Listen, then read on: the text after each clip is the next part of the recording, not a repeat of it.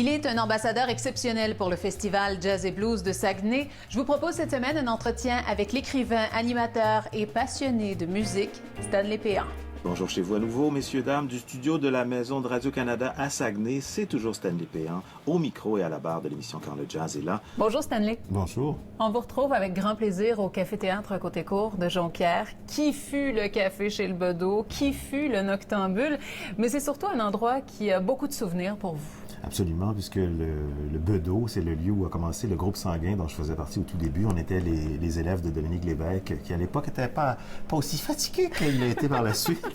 Et donc, il nous avait choisi dans ses cours et pour monter cette troupe d'humoristes-là. Mm-hmm. Donc, on faisait nos spectacles ici, les premiers spectacles du groupe sanguin. Et à vrai dire, le Bedeau, c'était que la moitié de ce local. L'autre moitié, c'était la radio communautaire. C'était Choc FM, où j'avais des amis, dont Jean Proulx, qui était également membre du groupe sanguin, qui animait l'émission sur l'heure du dîner la semaine où on faisait tourner du jazz sur vinyle. C'est vous dire combien ça fait longtemps.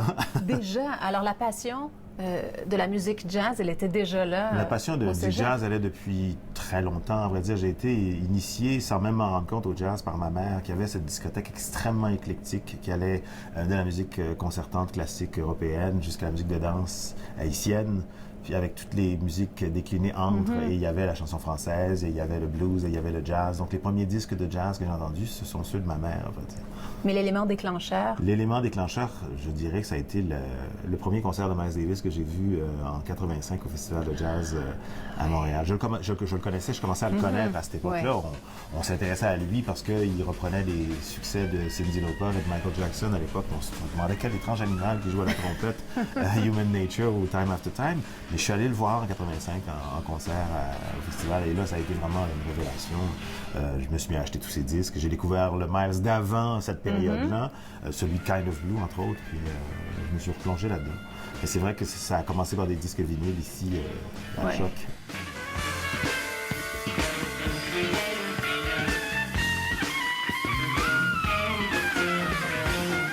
Est-ce que la musique a marqué votre écriture? Absolument. Au fond, la littérature et la musique sont mes deux passions et je dirais que comme je suis un musicien raté, c'est à travers l'écriture que je me rattrape. Je pense à un roman en particulier qui s'appelle Zombie Blues que j'ai fait paraître il y a une vingtaine d'années, qui se passe dans le milieu du jazz, dont le héros est trompettiste de jazz, un personnage vaguement inspiré de Miles Davis, mais mis dans un contexte de roman fantastique qui se passe au Québec, mais pendant le festival de jazz. Et puis il y en a d'autres. Il y a un roman pour jeunes, entre autres, qui s'appelle L'Appel des loups. Il est question du cégep de Jonquière, où c'est un jeune qui est auteur, compositeur, interprète, qui se produit dans les petites boîtes, à l'image des boîtes que j'ai connues dans le temps, à l'Hôtel Saint-Pierre, ces choses-là.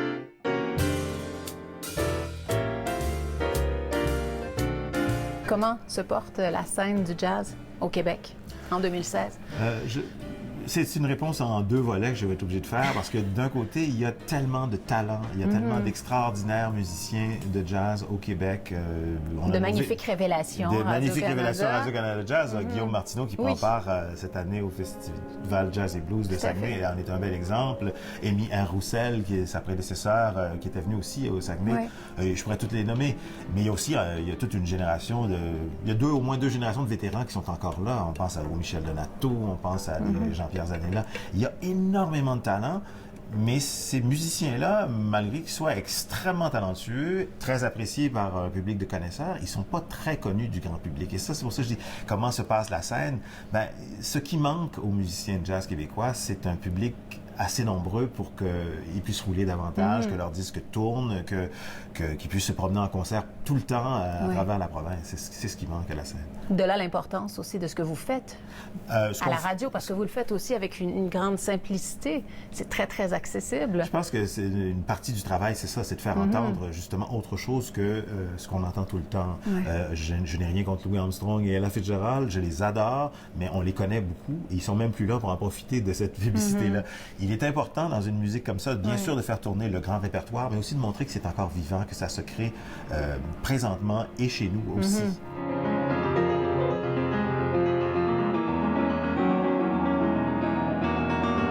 En terminant, vous venez de célébrer votre 50e anniversaire. Est-ce que ça s'est fait en jazz?